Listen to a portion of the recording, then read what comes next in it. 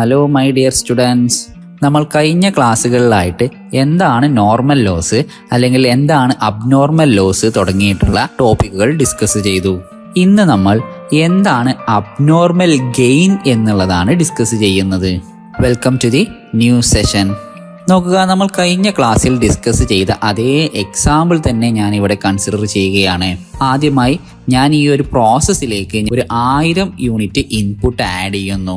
അതിൽ നിന്ന് ഞാൻ എക്സ്പെക്റ്റ് ചെയ്യുന്ന ഔട്ട്പുട്ട് എന്ന് പറയുന്നത് ഒരു 900 യൂണിറ്റ് ആണ്. എൻ്റെ എക്സ്പെക്റ്റഡ് ഔട്ട്പുട്ട് 900 യൂണിറ്റ് ആണ്. നോർമലായിട്ട് ഇവിടെ ഒരു 100 യൂണിറ്റ് എനിക്ക് എന്ത് ചെയ്യുന്നുണ്ട്, ലോസ് സംഭവിക്കുന്നുണ്ട്. നോർമൽ ലോസ് 100 യൂണിറ്റുമാണ്. നമ്മൾ കഴിഞ്ഞ ക്ലാസ്സിൽ ഡിസ്കസ് ചെയ്തിരുന്ന നോർമൽ ലോസിൻ്റെ അതേ എക്സാമ്പിൾ തന്നെ. നോക്കുക, ഇവിടെ ഞാൻ 1000 യൂണിറ്റ് ഇൻപുട്ട് ആഡ് ചെയ്തപ്പോൾ ഞാൻ എക്സ്പെക്റ്റ് ചെയ്യുന്നത് ഒരു 900 യൂണിറ്റ് കൊക്കൂൺസുകൾ എനിക്ക് അതിൽ നിന്നും ഔട്ട്പുട്ട് ആയിട്ട് ലഭ്യമാവുമെന്നാണ്. എല്ലാ വർഷവും എനിക്കത് ലഭ്യമാവുന്നുമുണ്ട്. എന്നാൽ ഒരു വർഷം എൻ്റെ എക്സ്പെക്ടേഷൻ എല്ലാം തെറ്റിച്ചുകൊണ്ട് എനിക്ക് ഔട്ട്പുട്ട് ആയിട്ട് റിസീവ് ചെയ്തത് ഒരു 960 യൂണിറ്റ് ലഭ്യമായി. ഇവിടെ ഞാൻ എക്സ്പെക്ട് ചെയ്തത് 900 യൂണിറ്റും എനിക്ക് റിസീവ് ചെയ്തിട്ടുള്ളത് 960 യൂണിറ്റുമാണ്. അതായത് എൻ്റെ എക്സ്പെക്റ്റേഷനേക്കാൾ കൂടുതൽ ഒരു 60 യൂണിറ്റ് എനിക്ക് എക്സ്ട്രാ ലഭിച്ചിട്ടുണ്ട്. ഈ ഒരു സിറ്റുവേഷനെയാണ് നമ്മൾ അബ്നോർമൽ ഗെയിൻ എന്ന് പറയുന്നത്. ഇനി ശ്രദ്ധിക്കുക, ഇവിടെ നോർമൽ ലോസ് ആയിട്ട് ഒരു 100 യൂണിറ്റും അതുപോലെ അബ്നോർമൽ ഗെയിൻ ആയിട്ട് നമുക്കൊരു 60 യൂണിറ്റും ലഭ്യമായിട്ടുണ്ട്. ഇതിൽ നോർമൽ ലോസുകൾ നമ്മൾ സ്ക്രാപ്പ് വാല്യൂവിന് സെയിൽ ചെയ്യുമെന്ന് പഠിച്ചിട്ടുണ്ട്.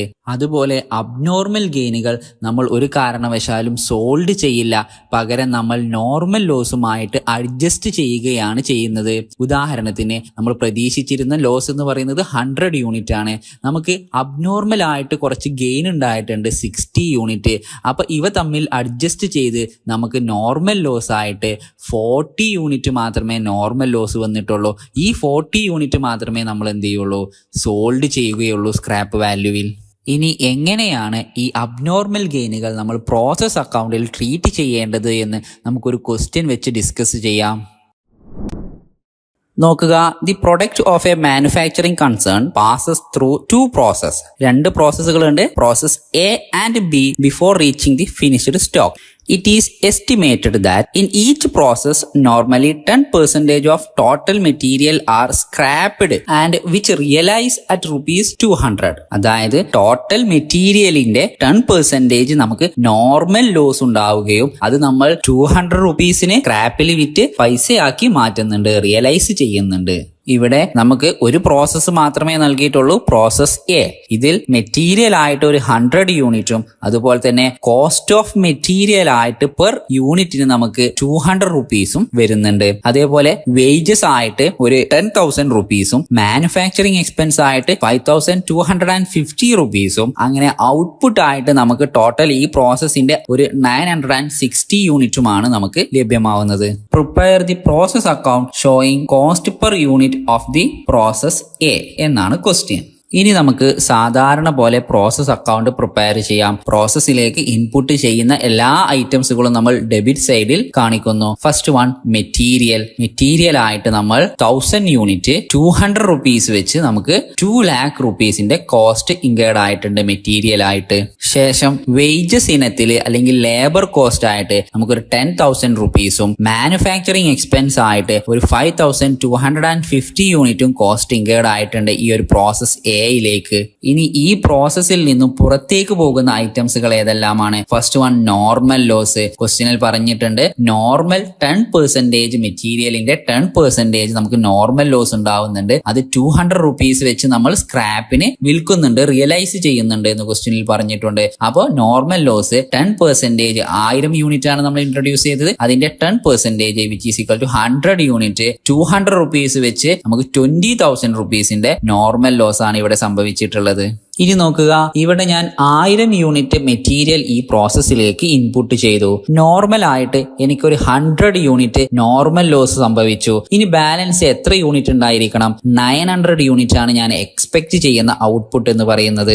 എന്നാൽ ഇവിടെ എനിക്ക് റിസീവ് ചെയ്തിട്ടുള്ള ഔട്ട്പുട്ട് ക്വസ്റ്റ്യനിൽ നോക്കുക, 960 യൂണിറ്റ് ആണ് എനിക്ക് ഇവിടെ റിസീവ് ചെയ്തിട്ടുള്ളത്.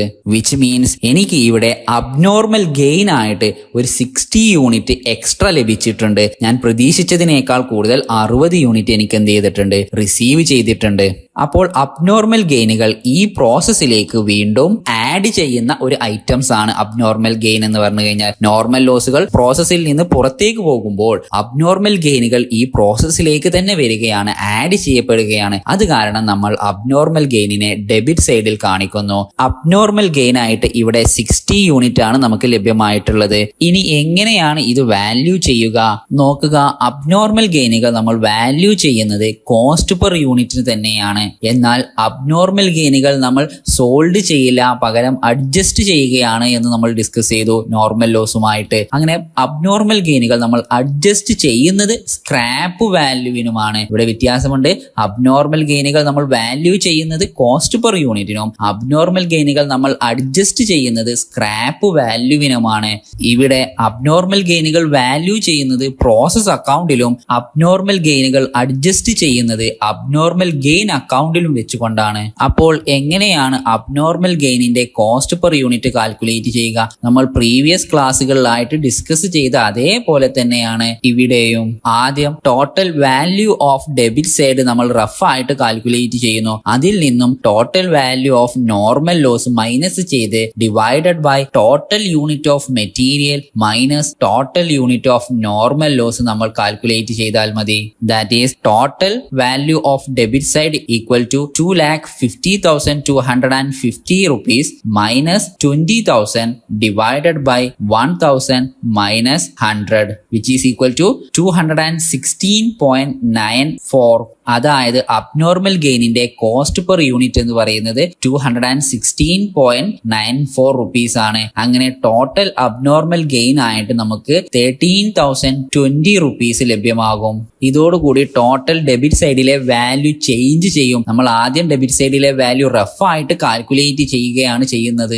ഇനി നോക്കുക, ഇവിടെ 1000 യൂണിറ്റ് നമ്മൾ ഈ റോ മെറ്റീരിയൽസ് ഇൻപുട്ട് ചെയ്തു. അതിൽ നിന്നും 100 യൂണിറ്റ് നമുക്ക് നോർമൽ ലോസ് ഉണ്ടാകുമെന്ന് നമ്മൾ എക്സ്പെക്ട് ചെയ്തു. പക്ഷേ നമുക്ക് അബ്നോർമൽ ഗെയിൻ ആയിട്ട് ഒരു 60 യൂണിറ്റും കൂടി ലഭ്യമായി. അങ്ങനെ ടോട്ടൽ നമ്മുടെ അടുത്ത് 960 യൂണിറ്റ് ഔട്ട്പുട്ട് നമുക്കുണ്ട്. അത് നമ്മൾ നേരെ പ്രോസസ് ബിയിലേക്ക് ട്രാൻസ്ഫർ ചെയ്യുന്നു. ഇനി ഇതിന്റെ വാല്യൂ നമ്മൾ കോസ്റ്റ് പെർ യൂണിറ്റിലാണ് കാൽക്കുലേറ്റ് ചെയ്യുക എന്ന് നമ്മൾ ഓൾറെഡി ഡിസ്കസ് ചെയ്തു.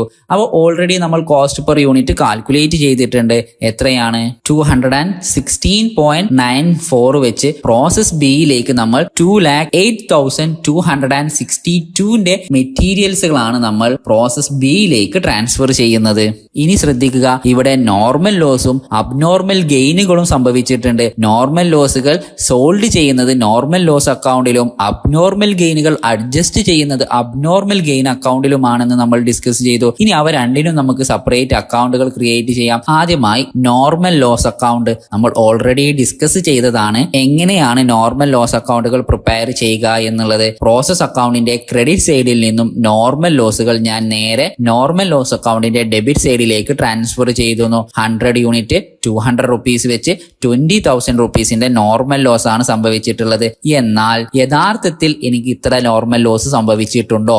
ഇല്ല. കാരണം എനിക്ക് അബ്നോർമൽ ഗെയിൻ ആയിട്ട് എക്സ്ട്രാ എനിക്ക് 60 യൂണിറ്റുകൾ എനിക്ക് ഈ പ്രോസസ്സിലേക്ക് ലഭ്യമായിട്ടുണ്ട്. അത് കാരണം ഈ അബ്നോർമൽ ഗെയിനുകൾ ഞാൻ നോർമൽ ലോസുമായിട്ട് അഡ്ജസ്റ്റ് ചെയ്യുകയാണ് ചെയ്യുന്നത്. അതായത് അബ്നോർമൽ ഗെയിൻ ആയിട്ട് 60 യൂണിറ്റ് ഉണ്ടായിട്ടുണ്ട്. അത് ഞാൻ നേരെ ക്രെഡിറ്റ് സൈഡിൽ കാണിക്കുന്നു. അത് അഡ്ജസ്റ്റ് ചെയ്യുന്നത് സ്ക്രാപ്പ് വാല്യൂവിലാണ് എന്ന് ഞാൻ ഓൾറെഡി ഡിസ്കസ് ചെയ്തു. ആ സ്ക്രാപ്പ് വാല്യൂ 200 റുപ്പീസ് ഞാൻ ക്രെഡിറ്റ് സൈഡിൽ കാണിക്കുന്നു. അങ്ങനെ ടോട്ടൽ 12,000 റുപ്പീസിന്റെ അബ്നോർമൽ ഗെയിനുകളാണ് എനിക്ക് ഇവിടെ ഉണ്ടായിട്ടുള്ളത്. ഇനി ശ്രദ്ധിക്കുക, ടോട്ടൽ 100 യൂണിറ്റ് നോർമൽ ലോസ് ഉണ്ടാകുമെന്ന് എക്സ്പെക്ട് ചെയ്തു. പക്ഷേ 60 യൂണിറ്റ് എനിക്ക് എക്സ്ട്രാ ലഭ്യമായി. അപ്പോൾ ആകെ ലോസ് എന്ന് പറയുന്നത് 40 യൂണിറ്റ് മാത്രമേ ഉള്ളൂ. ആ 40 യൂണിറ്റ് ഞാൻ നേരെ സ്ക്രാപ്പിന് സോൾവ് ചെയ്യുന്നു. അതായത് 40 × 200 8,000 റുപ്പീസ് മാത്രമാണ് എന്റെ ബാങ്ക് അക്കൗണ്ടിലേക്ക് ലഭ്യമാവുകയുള്ളൂ. ഇനി നമുക്ക് അബ്നോർമൽ ഗെയിൻ അക്കൗണ്ടും കൂടി പ്രിപ്പയർ ചെയ്യേണ്ടതായിട്ടുണ്ട്. നോർമൽ അക്കൗണ്ടിന്റെ അതേ ഫോർമാറ്റ് തന്നെയാണ് അബ്നോർമൽ ഗെയിൻ അക്കൗണ്ടിനും. ഇതിൽ പ്രോസസ് അക്കൗണ്ടിന്റെ ഡെബിറ്റ് സൈഡിൽ നിന്നും അബ്നോർമൽ ഗെയിനിനെ ഞാൻ നേരെ അബ്നോർമൽ ഗെയിൻ അക്കൗണ്ടിന്റെ ക്രെഡിറ്റ് സൈഡിലേക്ക് ട്രാൻസ്ഫർ ചെയ്യുന്നു. കാരണം അബ്നോർമൽ ഗെയിനുകൾ നമുക്ക് ഇൻകം ആണ്. ഇൻകംസിന്റെ ബാലൻസുകളെല്ലാം നമ്മൾ ക്രെഡിറ്റ് സൈഡിലാണ് കാണിക്കുന്നത്. അതായത് 60 യൂണിറ്റ് 216.94 റുപ്പീസ് വെച്ച് 13,060 റുപ്പീസിന്റെ ടോട്ടൽ അബ്നോർമൽ ഗെയിനുകൾ. ഈ ഗെയിനുകളെല്ലാം നമ്മൾ ഓൾറെഡി നോർമൽ ലോസുമായിട്ട് അഡ്ജസ്റ്റ് ചെയ്തു. അത് കാരണം ഡെബിറ്റ് സൈഡിൽ നോർമൽ ലോസ് അക്കൗണ്ട് 60 യൂണിറ്റ് വെച്ച് 200 റുപ്പീസിനാണ് ഞാൻ അഡ്ജസ്റ്റ് ചെയ്തിട്ടുള്ളത്. 12,000 റുപ്പീസിന്റെ അഡ്ജസ്റ്റ്മെന്റ് ആണ് നോർമൽ ലോസുമായിട്ട് സംഭവിച്ചിട്ടുള്ളത്. ഇനി ശ്രദ്ധിക്കുക, ഇവിടെ ടോട്ടൽ 13,016 റുപ്പീസിന്റെ അബ്നോർമൽ ഗെയിൻ ഉണ്ടായിട്ടുണ്ട്. എന്നാൽ നോർമൽ ലോസുമായിട്ട് ഞാൻ അഡ്ജസ്റ്റ് ചെയ്തിട്ടുള്ളത് 12,000 റുപ്പീസിനാണ്. അത് കാരണം അക്കൗണ്ട് ടാലി ആവില്ല. അപ്പോൾ ബാലൻസ് വരുന്ന ഫിഗർ നമ്മൾ കോസ്റ്റിംഗ് പ്രോഫിറ്റ് ആൻഡ് ലോസ് അക്കൗണ്ടിലേക്ക് ട്രാൻസ്ഫർ ചെയ്യണം. അതായത് ഡെബിറ്റ് സൈഡിൽ ഒരു 1,016 റുപ്പീസിന്റെ ബാലൻസ് നമ്മൾ കോസ്റ്റിംഗ് പ്രോഫിറ്റ് ആൻഡ് ലോസ് അക്കൗണ്ടിലേക്ക് ട്രാൻസ്ഫർ ചെയ്യുന്നു. ഇങ്ങനെയാണ് നമ്മൾ അബ്നോർമൽ ഗെയിൻ അക്കൗണ്ടും നോർമൽ ലോസ് അക്കൗണ്ടും പ്രോസസ് അക്കൗണ്ടും പ്രിപ്പയർ ചെയ്യുന്നത്. എല്ലാവർക്കും മനസ്സിലായി എന്ന് വിചാരിക്കുന്നു. Thank U.